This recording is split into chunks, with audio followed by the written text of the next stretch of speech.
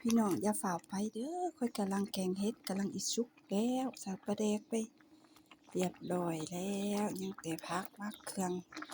กระซายซีมเบิ่งแล้วแซ่บแล้วยังแต่พักบ่หาเด้อกินข้าวน้ำก้อยเด้อเสียบๆนำกันพักซายขึ้นมาซะเนาะ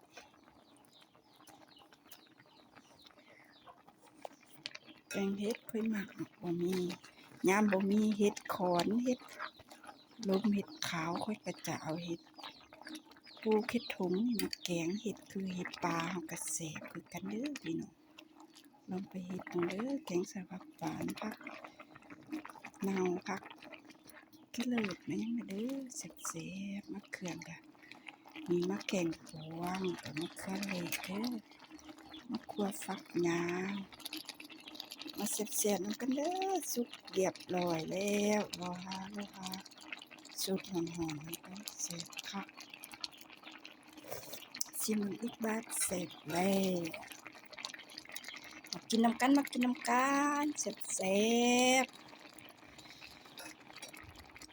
แกงยำได้ก็เสียบยำน่ะ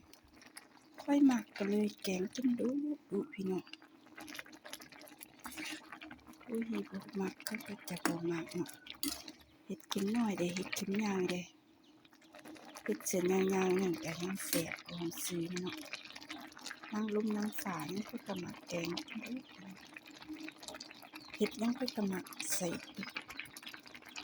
คลิปนี้ก็มีแต่วันนี้เด้อมากินข้าว